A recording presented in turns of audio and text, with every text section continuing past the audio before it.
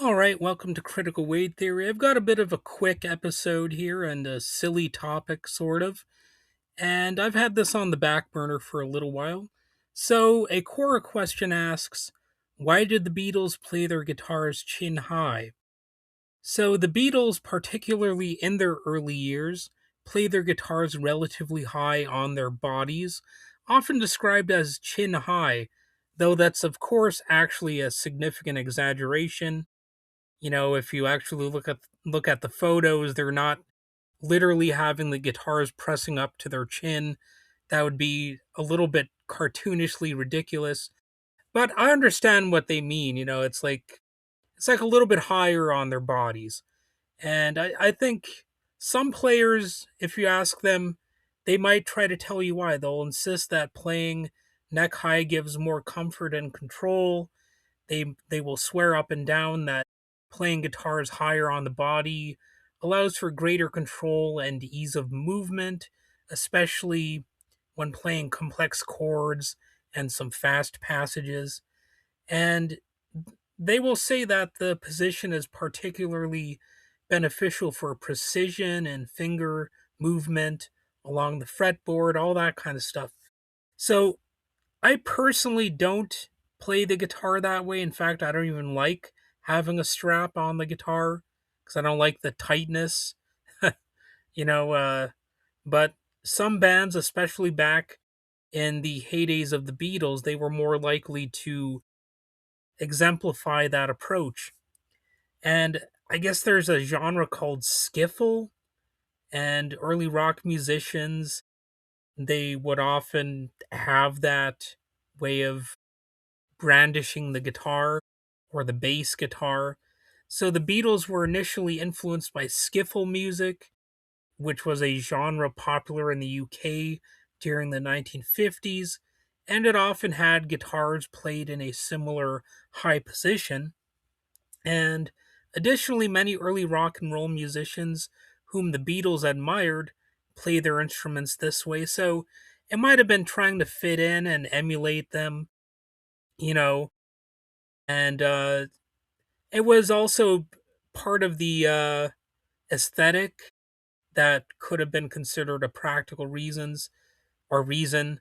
In the early days of the Beatles' career, playing guitars high was just partly an aesthetic choice that might have been uh, a stage presence concept. It ensured that their instruments were prominently visible during performances. It kind of shines a spotlight on the instrument a little bit more to remind people that, yes, they are musicians.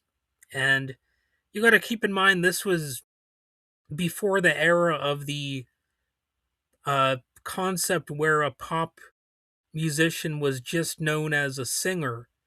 Like nowadays, the obsession is just too much on the singing, and people forget that music can actually involve musicians.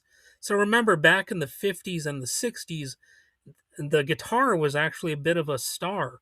It was sort of synonymous with being a rock star. So having an instrument like that close to your face was probably just as much a nod to the idea of, hey, we're really good at these instruments here. It was a whole different era in that way. Instrumentals were a thing, of course. Not that there are no instrumental groups out there on the road today, but look at the top 40 right now, and I'm pretty sure there are no instrumentals in the top 40, or possibly not even in the Billboard Hot 100 or whatever. So back then, instruments and instrumentals were definitely more of a thing. So the instrument was just about as much a star as the performer. And it was a cultural norm thing too during the late 1950s and early 1960s. It was a common trend for guitarists to wear their instruments higher, and it was sort of a fashion influenced by the formal stage attire and the more polished performance styles of that era, which contrasted with the lower slung guitar style that became popular in the later 1960s and 70s with the rise of more rebellious and relaxed musical styles. So it was a little bit of you know, a neat and clean kind of idea. The image of a guitar slung low, it hints at bad posture and, rebellion and all that kind of fun stuff.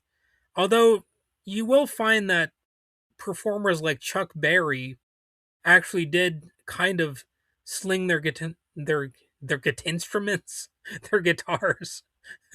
I was merging words there, uh, but they would kind of do gimmicks with the guitars like that and like sling them down real low, and so he was kind of an innovator in that sense.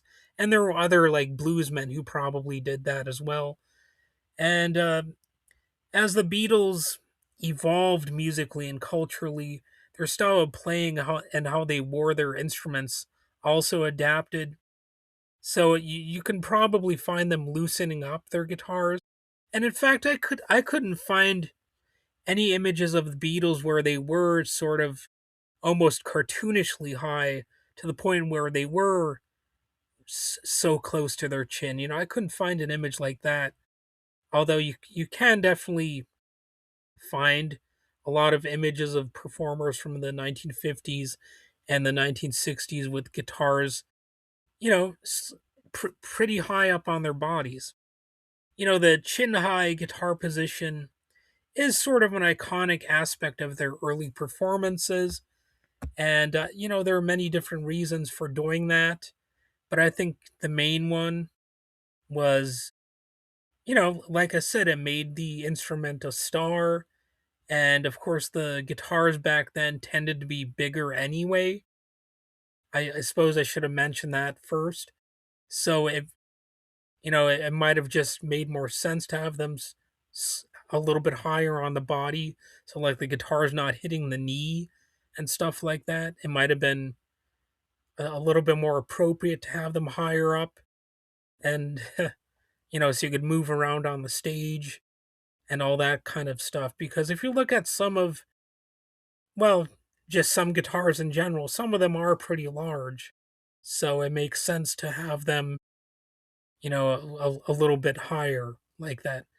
So, anyway, I think I've exhausted this topic pretty much. So, let me know what your thoughts are. What's your preferred way of holding a guitar if you are a guitarist? What are your thoughts on the Beatles in general, etc., etc.? If you have any comments or questions or critiques, just leave them in a comment section or whatever. And have a good day.